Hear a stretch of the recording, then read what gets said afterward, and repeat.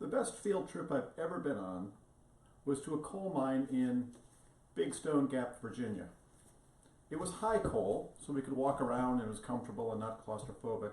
Also, we went with the state geologist, the mine superintendent, and 2 inspectors from the State Bureau of Mines, Minerals, and Energy. We got to see everything. We got to ask questions. We, of course, didn't get to touch anything or operate any machinery. Oh, we even got to watch the inspectors fuss at the roof bolter for going in by. The reason we were there was to evaluate and calibrate our potential solutions for coal mine safety. People who go underground for a living take safety very seriously. Even visitors have to take it very seriously. We had brief but explicit training, and then we each were given one of these with our name and social security number engraved in it that we had to keep on our persons at all time in case there was, for example, a roof fall and we were trapped, and later when they recovered our decomposed bodies they would know who we were. I'm Professor Mark Hinders, Applied Science Department at William & Mary. This device is a low-power sensor hub. Among a bunch of other sensors, it has in it 3-axis accelerometers, very tiny little things. I'll hold it up next to the camera, you won't be able to see anything, right? These very tiny sensors allow you to do really interesting things out and about in the real world. This device also has Wi-Fi or Bluetooth communication in it, and you can mount this to something and use it to measure things like vibration. So, because I had an office next to the state geologist in Virginia, before he had that job, when he took the job of state geologist, he later came to talk to me about technologies for the things that we do that could help prevent roof falls in coal mines. So the roof falls in coal mines are a serious issue, probably something that you haven't thought about. But the rock above you in a coal mine, if a piece of it about like this falls on you, that will kill you. And so one of the most important things to do in mining is to make sure that the roof conditions are secure.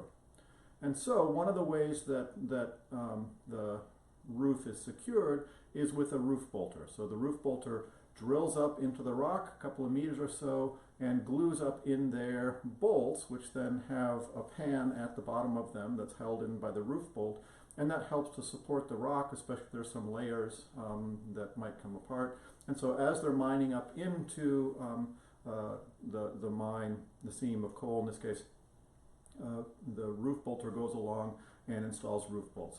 And what's happening in a mine is over the course of 3-4 days, the geological stresses redistribute and there's danger of roof fall. And so the technical question for us is, could we come up with a way to give warning of impending roof fall?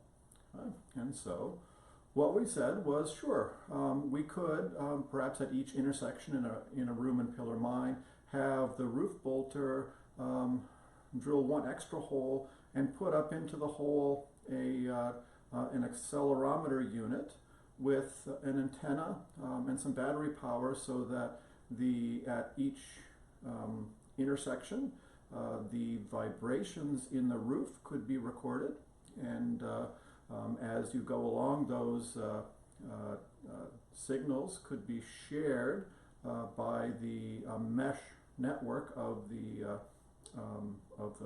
accelerometer units, and that information could go back to a central processing unit back by where the start of the conveyor belt. There's also microwave there and coffee pot and things like that. So a large computer processing unit to deal with all of the signals could be put there in order to process it, do machine learning on the vibration signals in order to get warning of impending roof fall. Think of the little cracks and pops that sometimes are audible prior to a roof fall, but those would be much easier to pick up by sensing directly the vibrations in the rock itself.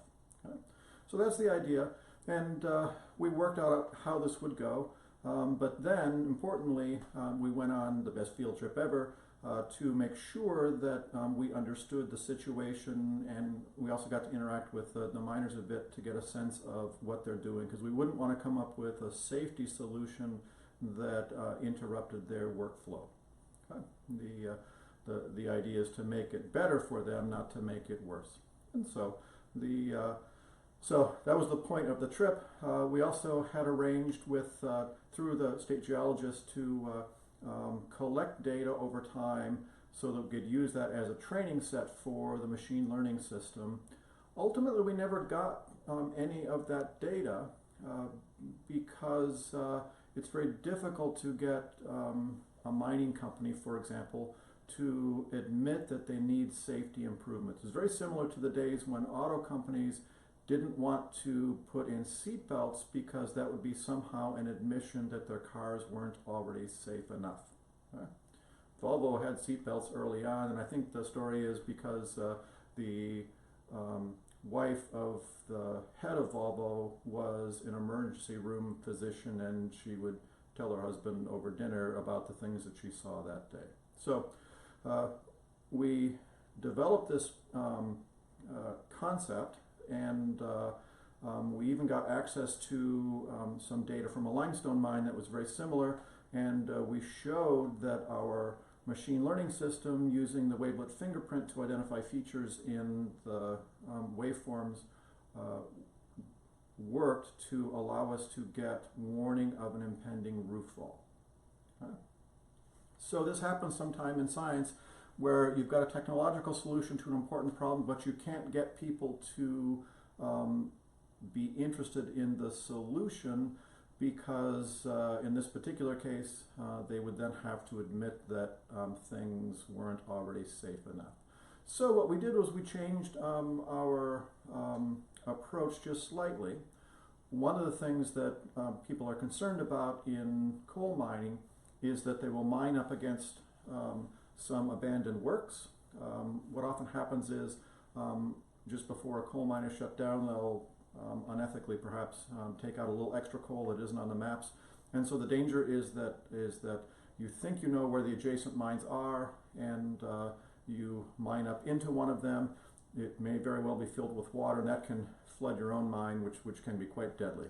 So our refined approach was the accelerometers would obviously pick up the signal from the continuous miner. Those vibrations transmit through the rock, and we could train the machine learning system to look for variations in the reflected signal from the continuous miner. It would be different if you were coming up against an abandoned empty works that would reflect it, or if it was an abandoned flooded works, that would give you a characteristic signal as well. And that is doable. The other part of the safety angle that we thought would work quite well is when a roof fall happens and miners are trapped, it's really difficult to tell where they are. But if you have a mesh network of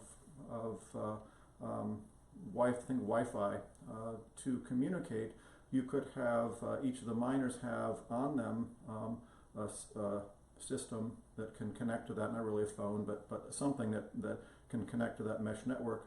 And because the mesh network is going to reconfigure as the mine progresses, it also can adapt if some of the units go down from a roof fall. And all you would need in order to get a signal back out of the mine to communicate with the miners would be one of their units to be in contact with the nearest of these units, and that could work really well. So we got this all ready to go back when the accelerometer and the Wi-Fi part of it was kind of hard, and then as technology progressed, that part got easier and easier. We never actually implemented the system because